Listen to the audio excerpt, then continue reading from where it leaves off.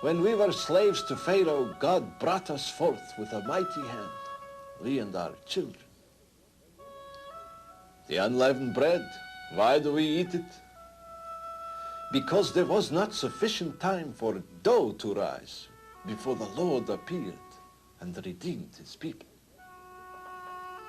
The bitter herbs, why do we eat them? Because the Egyptians embittered our lives in Egypt with cruel bondage and cruel labor. And is reclining. When our forefathers ate the lamb, they ate standing to symbolize their hasty departure from Egypt. But now we eat this meal reclining on pillows. To recline symbolizes that we are now at rest and we can eat this meal in peace. On this night we eat the charoses, a sweet mixture of apples, nuts, and cinnamon finely grated. Its purpose is to soften the bitterness of the bitter herbs. But too it reminds us of the brown mortar of Egypt, used in building the Egyptian monuments while in slavery. The horseradish is to bring tears to our eyes in the remembrance of the tears of slavery in Egypt.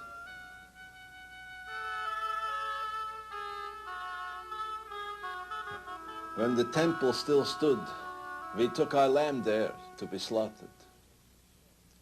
But since the temple was destroyed, we cannot make this sacrifice. Now we have only this shank bone of a lamb and a roasted egg, both as a reminder of the sacrificed lamb in Egypt which saved our people from death. You see, the angel of death was commanded to take all the firstborn of Egypt as judgment. But the blood of the lamb on our doorposts saved our people.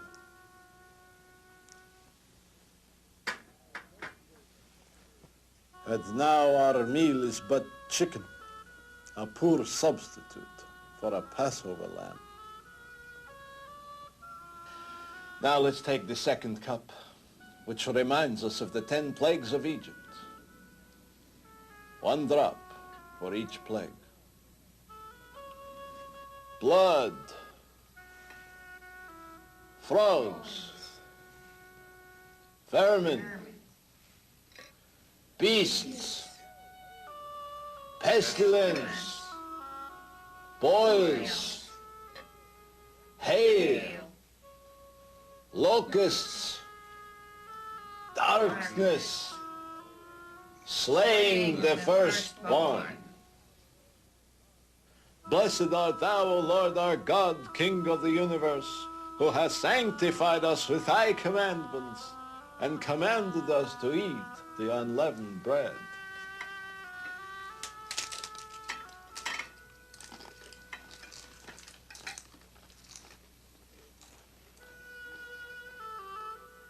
It's time now for the main course. In most of our Jewish homes, Mama prepares the most Jewish of foods. Of course, where the Jews are poor, like in Russia or elsewhere, it may not be so good. But where the Jewish family can afford it, it's almost fulfilling the Torah to have matzo ball soup and gefilte fish and vegetables as only Mama can make them, and chicken. If you're Jewish, you know what I mean. And if you're a Gentile, well, may the prophet smile with blessings on you. Mama, the meal.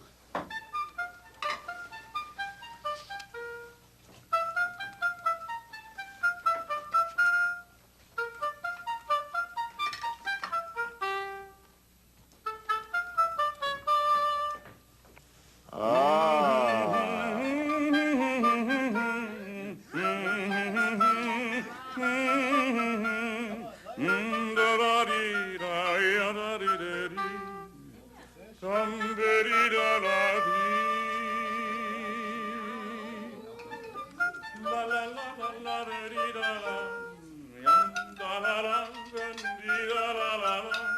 Yum ba dee dee, dum da da da, bum ba da dee da da.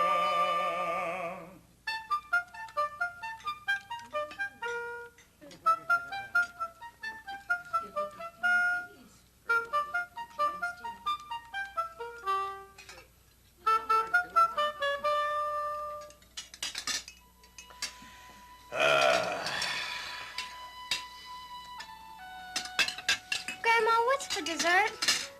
As always, we're having the afikomen. That's the hidden matzah. The word afikomen means a festival procession. From the Talmud, it has come to mean the dessert after the meal. You mean the tafun, the hidden matzah? I think I know where it is. You buried it, Grandpa. Baruch atah Adonai, Eloheinu melech olam, borei peri hagafen. Amen.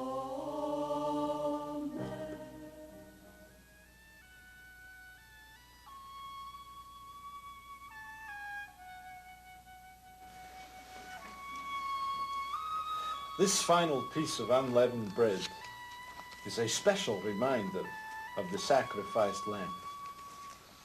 We all must partake of it. The lamb, after all, saved our lives in Egypt.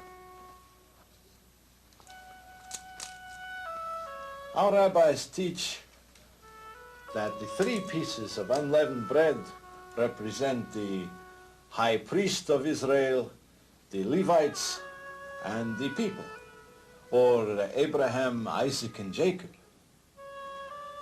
As to why this middle piece was taken out and broken and wrapped in white linen and buried and now brought forth again for all of us to partake of it. This is a tradition. Now it's time for the cup of redemption. May it be your will to strengthen us through obedience to your commandment of the 7th day, this great and holy Sabbath. We are refreshed in your love. May we see the rebuilding of Jerusalem, your holy city. Salvation and comfort are from God. May you remember the Messiah, the Son of David, your servant. May you remember Jerusalem, your holy city, and your people. Blessed be God who in his mercy will build Jerusalem. May the Lord send Elijah the prophet to us to bring good tidings of comfort and salvation. The Lord will give strength to his people. The Lord will bless his people with peace. This 3rd cup is the cup of redemption. It symbolizes the blood of the Lamb that saved us in Egypt. Blessed art thou, O Lord our God, King of the universe, creator of the fruit of the vine. L'chaim, to life.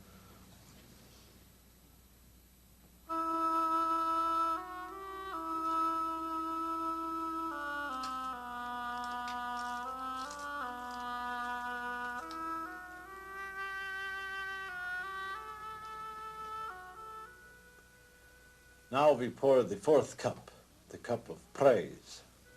Don't forget to pour Elijah's cup, Grandpa. Our prophet Malachi said that before the Messiah would come, the prophet Elijah must come first. Our rabbis teach that this will be on the 1st night of Passover.